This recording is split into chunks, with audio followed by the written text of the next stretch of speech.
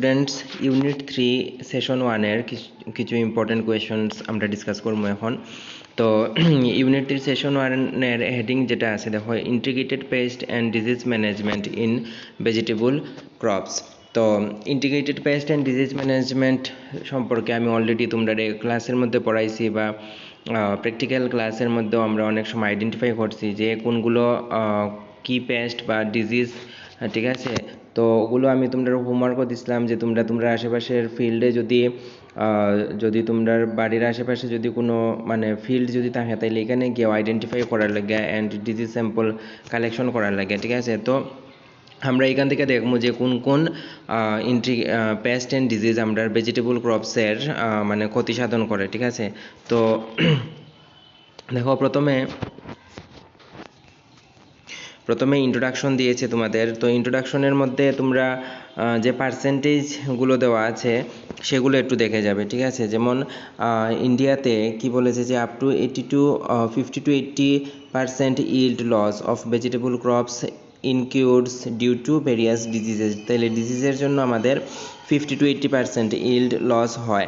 দেন particular কিছু ডিজিজের নামও বলেছে যে কোন কোন ডিজিজ কত পার্সেন্ট তোমার yield লস করে, সেগুলো একবার দেখে যাবে। যেমন আর্লি ব্লাইট ইন ব্রিঞ্জাল 78%, উইল্টের জন্য 10 to 60%, বেগোমো ভাইরাসের জন্য 100%, দেন ফর্মোপসিস ব্লাইটের জন্য 30 to 50%, and chilli anthracnose 30 to 80%। ওগুলো জাস্ট একবার দেখে যাবে এমসিকিউ এর জন্য, ঠিক আছে। এত বেশি ইম্পর্টেন্ট না, বাট এমসিকিউ এর পয়েন্ট অফ ভিউ এর জন্য তোমরা একবার দেখে যেতে পারো। দেন সবচেয়ে ইম্পর্টেন্ট যেগুলো আছে যে major insect pest of solanaceous ক্রপসের মধ্যে কোন কোন major insect and pest attack করে।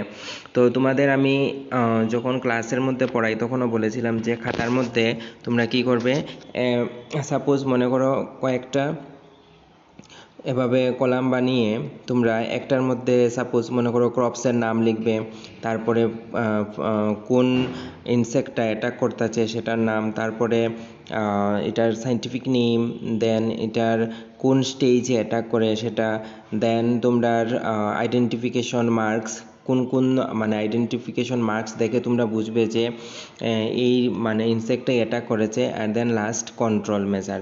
এই পয়েন্টগুলো তোমরা খাতার মধ্যে লিখে তারপরে প্রত্যেকটা ইনসেক্ট পেস্টের জন্য তোমরা যদি বানাও তাহলে খাতার একটা পেজের মধ্যে বা দুটো পেজের মধ্যে পুরো ডিটেলসটা তোমরা পেয়ে যাবে। এক্ষেত্রে তোমাদের রিভিশন দেওয়ার কাজে কিন্তু খুবই হেল্পফুল হবে। তো প্রথমে যেটা বলেছে দেখো, টমেটো ফ্রুট বরার, ঠিক আছে। এটা কিন্তু অনেক ইম্পর্ট্যান্ট মানে ইনসেক্ট। তো এটা কি করে দেখো, এটার যে সাইন্টিফিক নেম সেটা হলো হেলিকোবার্পা আর্মিজেরা, যে এটা ক্যাটারপিলার স্টেজে মানে প্লান্টকে অ্যাটাক করে। তো এটা যখন অ্যাটাক করে তখন কি হয় দেখো, caterpillar the most active stage of tomato fruit bearer. At young stage the larva feeds tender foliage while the advanced stages borer circular holes in the fruit তো and feeds inside the pulp।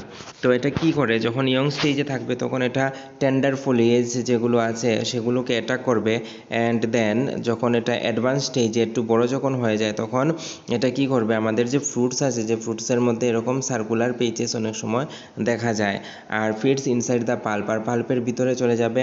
আর এটা circular, যদি বাইরের দিক থেকে তোমরা circular এমন যদি দাগ যদি দেখো তাহলে বুঝতে পারবে যে টমেটো ফুড পড়ার অ্যাটাক করেছে। তো এগুলো কিছু আইডেন্টিফিকেশন মার্কস যেগুলো প্রত্যেকটা ইনসেক্ট বা পেস্টের জন্য ডিফারেন্ট থাকে, ঠিক আছে। তো ওই আইডেন্টিফিকেশন মার্কসগুলো তোমাদের মনে রাখতে হবে, আর সেই বেসিসে তোমাদের আইডেন্টিফাই করে কন্ট্রোল মেজারও কিন্তু অ্যাকর্ডিং টু দ্য পেস্টই হবে, ঠিক আছে। কন্ট্রোল মেজার্স, তো তোমরা আইডেন্টিফিকেশনের জন্য 2টো পয়েন্ট অ্যান্ড কন্ট্রোল মেজার্সের জন্য মিনিমাম 2টো পয়েন্টস তোমরা শিখে যাবে। সিমিলারলি দেখো,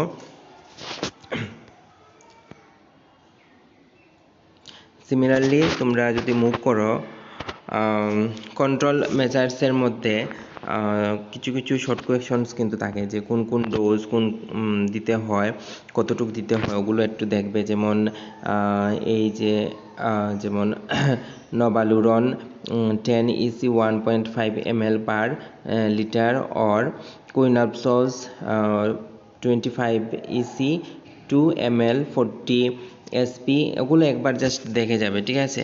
তারপরে দেখো এখানের মধ্যে NSKE এটার ফুল ফর্ম দিয়ে দিয়েছে, নিম সিড কার্নেল এক্সট্রাক্ট, ঠিক আছে। তো নিম সিডের কার্নেল থেকে আমরা যে রসটা পাই সেটাকে বলা হয় NSKE। ওগুলো ছোটো ছোটো কিছু বেশিরভাগ ক্ষেত্রে যে কন্ট্রোল মেজার্সের ভিতরে ছোটো ছোটো পয়েন্টস থাকে, ঠিক আছে, সেগুলো তোমরা পড়বে। দেন এফিডের সাইন্টিফিক নেম শিখবে, এফিড কোন স্টেজে অ্যাটাক করে সেটা শিখবে, আর দুটো আইডেন্টিফিকেশন মার্ক অ্যান্ড দুটো কন্ট্রোল। এভাবে সবটি পেস্টের ক্ষেত্রেই কিন্তু তোমরা সাইন্টিফিক নেম, হ্যাঁ, যেমন হোয়াইট ফ্লাই বা মাসিয়াটা পাখি, আর এটার যে হোয়াইট ফ্লাই এটা কোন স্টেজে অ্যাটাক করে সেটা শিখবে, আর এটার যে আইডেন্টিফিকেশন মার্কস এখান থেকে শিখে নেবে, ঠিক আছে। দেন কন্ট্রোল, একটা বা দুটো কন্ট্রোল তোমরা যার যতটুকু ক্যাপাসিটি অনুযায়ী তোমরা শিখবে। লিফ মাইনর এত বেশি লাগবে না,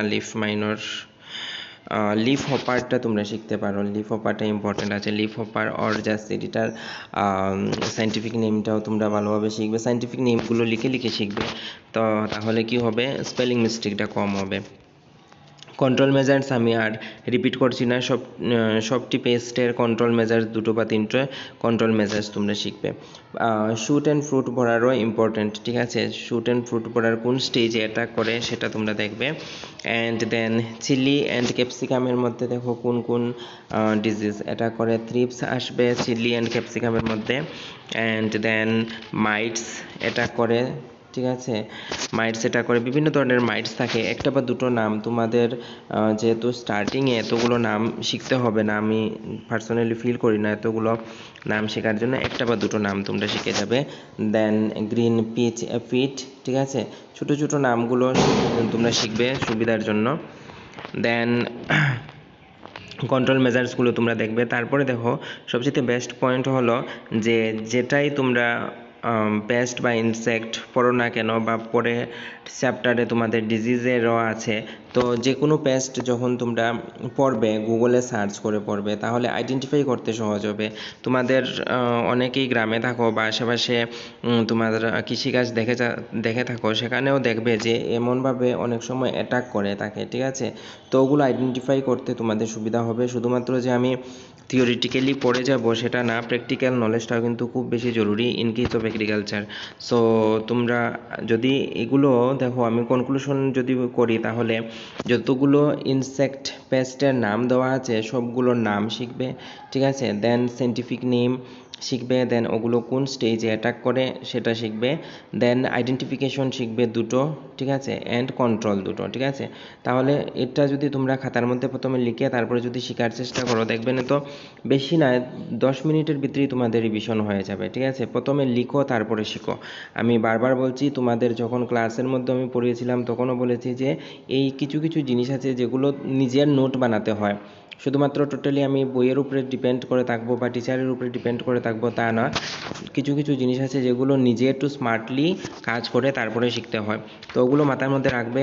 আর as usual I always use to say, তোমরা এই যে MCQ যেগুলো আছে, ফিল ইন দ্য ব্ল্যাঙ্কস যেগুলো আছে, ঠিক আছে, সেগুলো প্রথমে লিখবে তারপরে শিখবে, ঠিক আছে। সো আই হোপ তোমরা এতটুকু তে কোনো প্রবলেম হবে না, হওয়ার কথা নয়, আগেও তোমরা পড়েছো ভালোভাবে।